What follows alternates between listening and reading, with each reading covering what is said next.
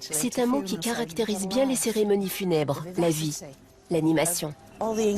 C'étaient des éléments essentiels des funérailles, car les Égyptiens de l'Antiquité voulaient donner aux morts une vie nouvelle.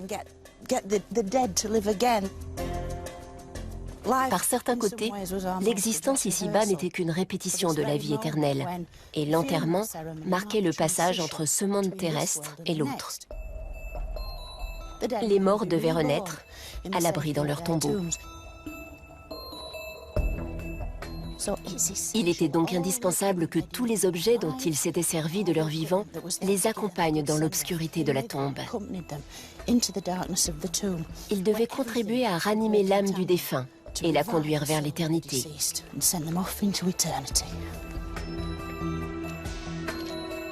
Toutes les possessions terrestres de Ka ont été transportées dans sa tombe en même temps que les sarcophages contenant sa momie. Ces fresques nous donnent une idée de ce qu'étaient les cortèges funèbres. Ceci est la tombe de Ramose, gouverneur de Thèbes du temps de Ka et de Mérite. C'est une représentation très animée et haute en couleurs d'une procession funéraire. On y voit de nombreux serviteurs et porteurs chargés des biens du défunt. Il y a un lit déjà fait, avec son repose-tête, tout comme celui de Ka et de Mérite. Il y a aussi des coffres en bois peints dans lesquels sont enfermés les objets personnels du mort et une canne, comme celle de Ka.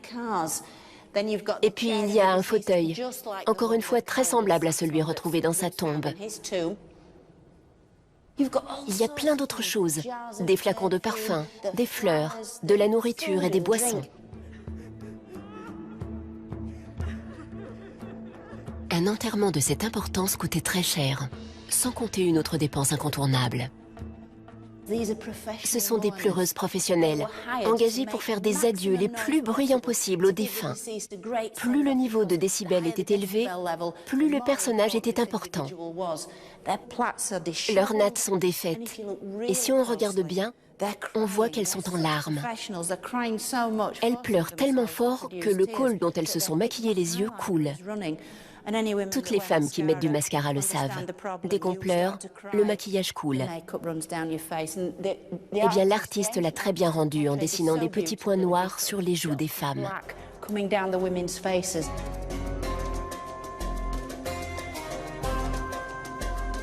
Dès que la procession arrivait à la chapelle, venait le moment d'un rite complexe et là encore coûteux.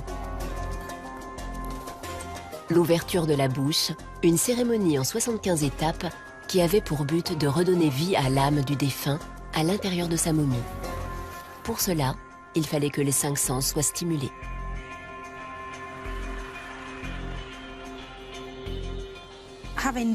Les porteurs ont hissé l'énorme sarcophage noir de Ka jusque sur la colline à l'aide de cordes. Puis, ils ont redressé à la verticale son sarcophage andropoïde noir et or avant de le placer à l'endroit même où je me trouve, afin de préparer Ka à entrer dans l'au-delà.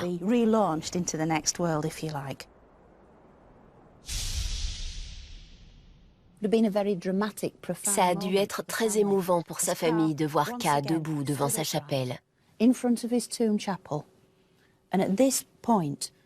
À ce moment-là, son fils aîné Amenhotep s'avance avec une herminette à la main. Avec cette hachette, il touche symboliquement la bouche de son père, comme ça pour lui redonner la parole, le souffle. Ensuite, il touche ses yeux et ses oreilles pour que Ka puisse entendre de nouveau dans l'autre monde et retrouver tous ses sens. Le même rituel était exécuté sur la statuette à l'effigie de Ka, sa police d'assurance au cas où sa momie serait détruite.